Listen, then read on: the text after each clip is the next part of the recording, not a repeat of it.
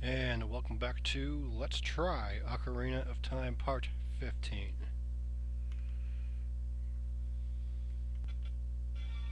Here we go. So we're picking up from the burp that we left off in the last video, and we're gonna make our way to Zora's River. I did have the privilege of exploring this area when I first played through the game last year, and some pretty interesting features up there, I'd say. I'll try to point some of them out as we go along. So, just to make this easy, you start off to immediate right or left. And just to make it easy, it's easy just to sort of go alongside the river here without being chased by that thing.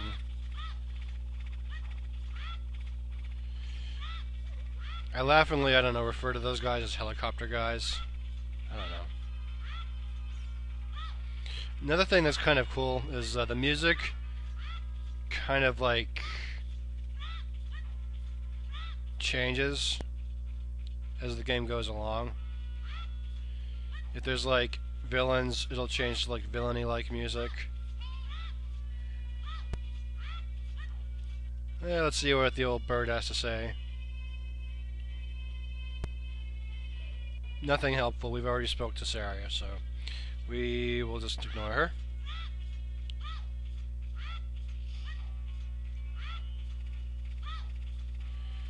Evidently, this guy seems to be like the one enemy that wants to appear in broad daylight.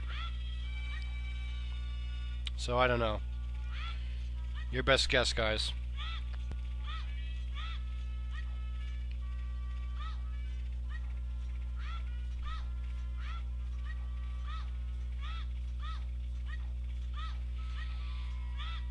Okay, so here's basically where you want to head. Just following this river around the bend, basically.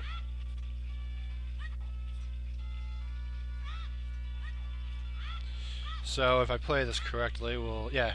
Okay, here we go. It's amazing. After about 1 year, I still have the right knowledge about this.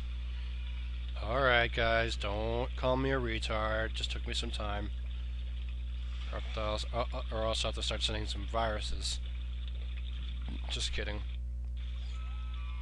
And there it is, Zora's River. So yes, this little watery figure, as you might have guessed, takes us right into Zora's River. So, there's plenty of things you can do here. For starters, you can pick up some bombs, some hearts. Right off the bat, you can do that.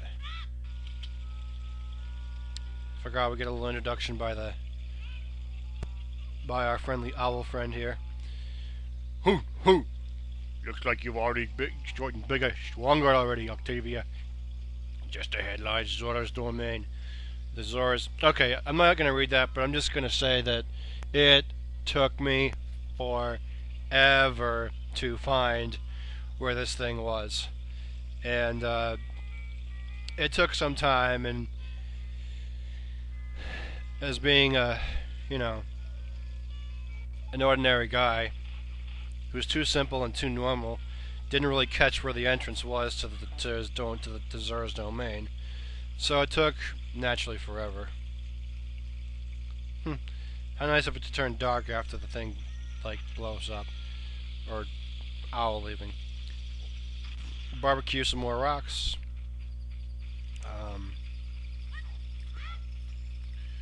Somebody want to give me a clue as to why there's a chicken, like, awake at night? I don't get that. So naturally, you would think that you'd want to talk to this guy here, but he really doesn't have anything interesting to say at all, except this: chomp, chomp, chomp. How about some magic beans? They aren't selling very well.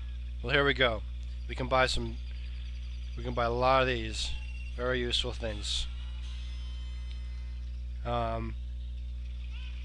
Minor side quest, if you want to, you can, use these in pods and stuff like that. Um, I'll just save you the trouble of guessing, okay, what is the special thing that's going to happen? Well, that pretty much is the special thing. And they call it soft soil. So, if there's one nearby, I'll just give you a little bit of a sample of how that works. Soft soil is not that easy to find, so you have to, if you're into gardening, you just have to watch carefully for like where that you're gonna find like a hole in the ground or something like that, like this one right here. So the way this works is you want to equip yourself with some um, beans, and then what you want to do is just plant them right there.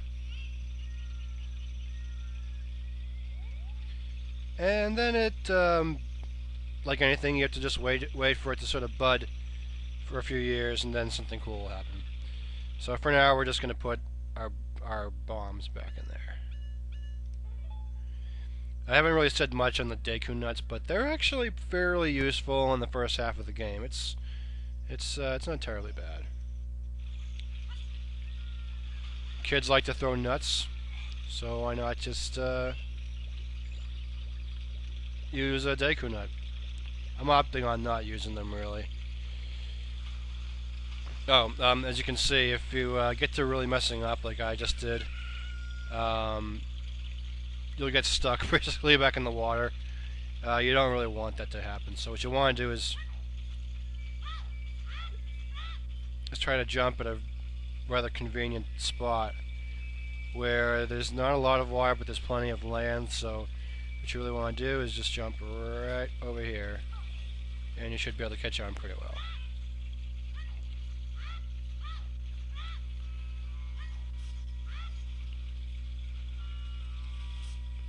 And then jump over here. I'm not sure what that flying popcorn was, if anyone wants to try to take a crack guess. Good luck. There is a hard piece up there that does take some effort by flying some chickens and stuff like that, but just to save time, I'm going to do this. Just levitate myself right up there and get it.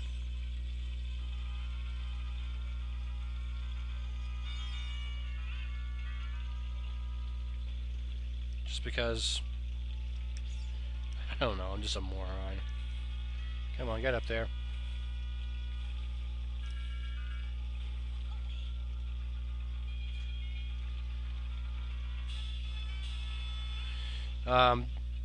Now, if you're not familiar with some, with some places, you'll get like 4 pieces of heart.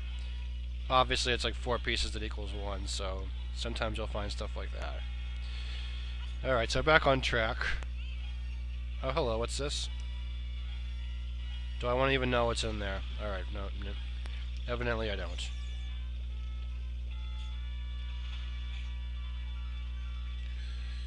So without wasting too much time, I'm just going to stay on course.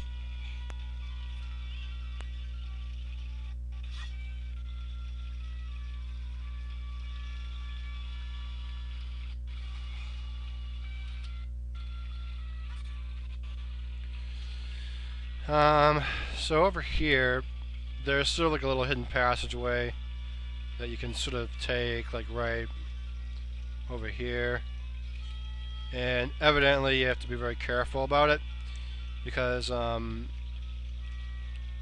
really don't have like much of a way of getting over there until you're a little bit older. Although I don't think... Can you actually get there as a kid? No, I thought not. Or maybe you can. Can I? Let's see.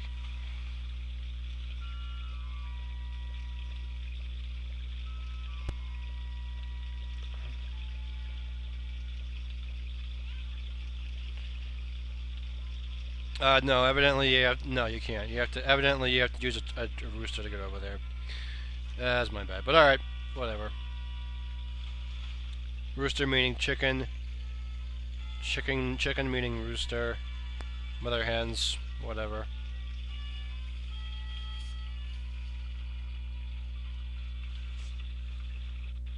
We're gonna just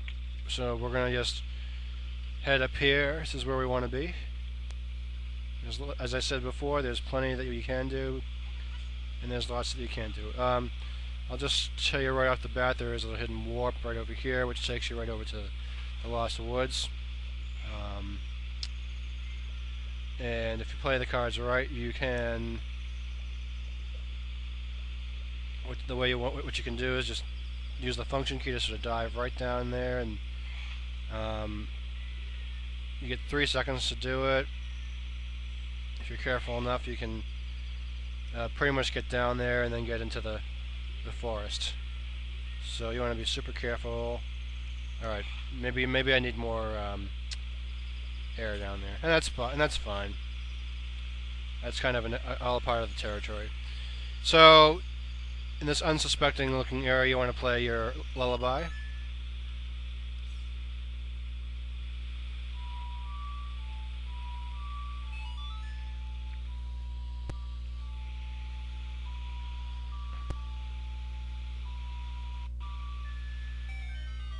And suddenly a mystery door just suddenly appears in the waterfall.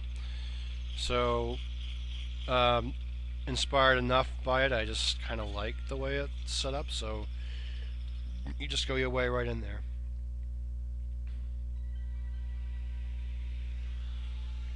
And again, the music is just breathtaking. It makes my insides glow really well. So there's a lot we can cover. I'm not going to spend too much time here, but because I sort of know my way around here,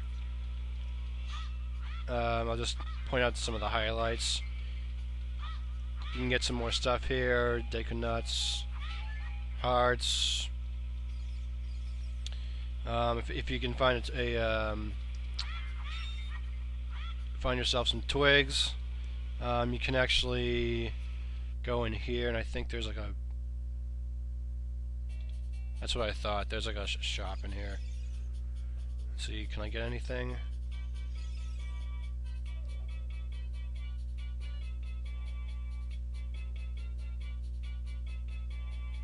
Okay. You want to buy this, but of course, in order to get most of this stuff, you have to get an upgrade of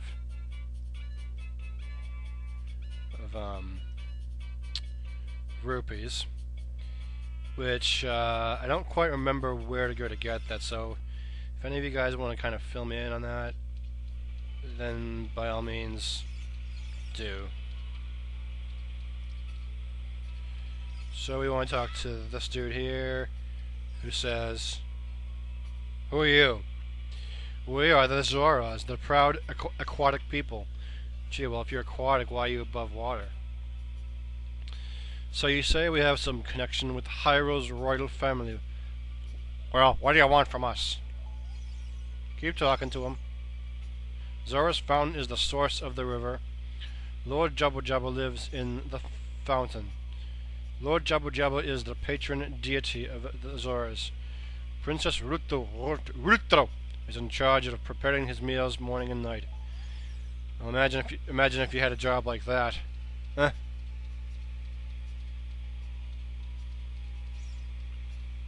Alright, evidently I missed my entrance. "Are these fish fresh?" If you're a VeggieTales fan, you'll know exactly where that comes from. Alright, so this is where you pretty much want to be. We talk to this dude up here. Stand up here.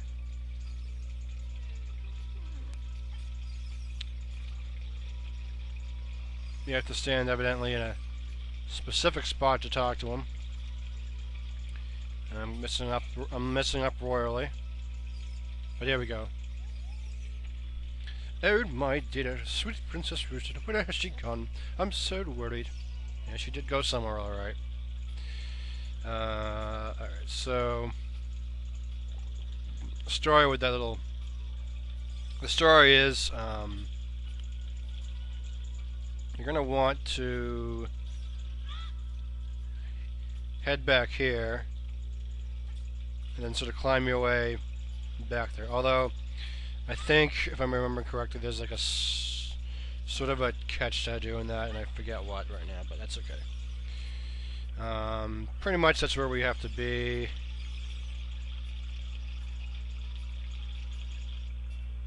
Let's get out of the water. Let's get some sticks going in here. Let's light this bad boy up. Go for a little swim, a ding dong dong. Follow it all the way downtown. Let's see if we'll be okay, dead end there. So that's gonna mess things up a little bit over there.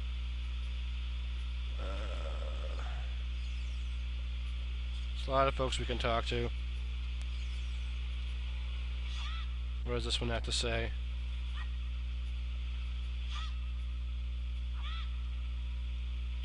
Hello. Let's chat. No, I suck.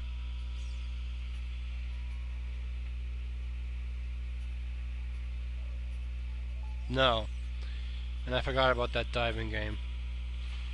That evidently has some good stuff with it. Alright, so provided if Camtasia's a bit friendly, I'm going to do a little bit of off-screening. We'll set a little save right here. I will be back with you in no time at all.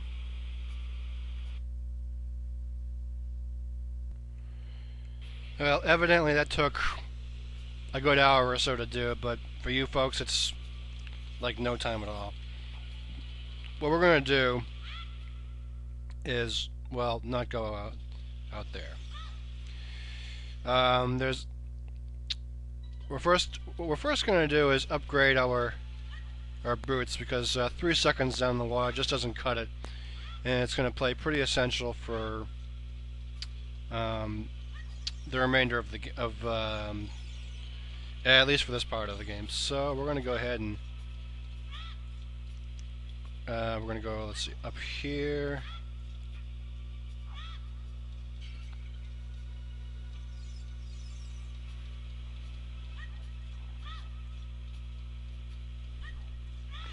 You can actually light some flames up, but I found out that it simply leads to a hard piece. So whatever, we'll just kind of not do that. You want to head into this little passage here. Chat with the Zora over here. You'll want to pay 20 rupees for the game. And it tells you that you want to pick up. There's going to be about 5 rupees in this mini game, and you get really 50 seconds to do it. It took me a number of times to get it, but I'm doing a little bit of a cheap way of getting it. But it's basically to show you how to do it. And yes, you do get something very nice, and I'll show you what in just a little bit.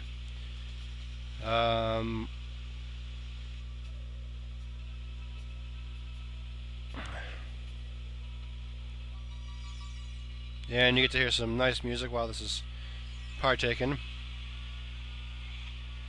So basically what you want to do is dive your way down here with the A button or whatever you have for the function key, and you pretty much get like all these little rupees. They're pretty well hidden under the water, but I give you kind of a clue. Stay near the waterfall, and you should be alright with getting them.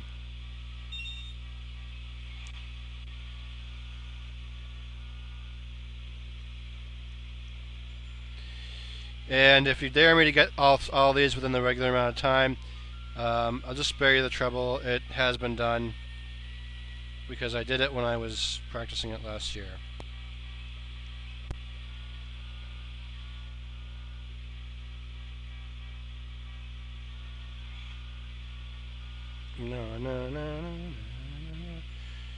As you can see, I'm having a lot of trouble already with it. Let's see if we can do this with the available time we've got. Okay, one more to go.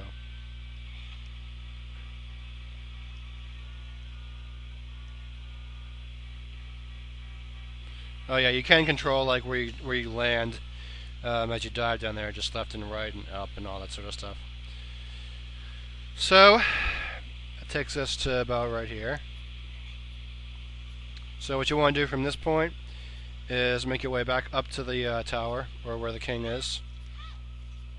And just to keep in track with the game, you can get some Mary coins if you so wish. Oh yeah, and I forgot to mention this from before, but now that you've got magic powers, you can sometimes collect a little green bottle, which is pretty standard from Zelda 2: The Adventures of Link. So that once again has returned as a very nice convenience. Alright, so now we're going to chat once again with our lady friend here, who says, "What a graceful dive." Can dives be graceful? Well, I suppose they can. But in real life, I really can't dive, which is a bit scary. But nonetheless, you get a little bit of an upgrade on the amount of seconds you stay underneath. That's gonna play a vital role when we proceed forward. And just to kind of finish up. You want to head this little hidden passageway right here. You want to navigate your way in there in less than 6 seconds. I recommend hitting the up key. Once you get it right, you'll find yourself in a nice little warp area here. So that'll pretty much bring us to the end of this video. I'm sorry we couldn't make it into Jabba Jabbas, but there'll be some cool stuff up ahead.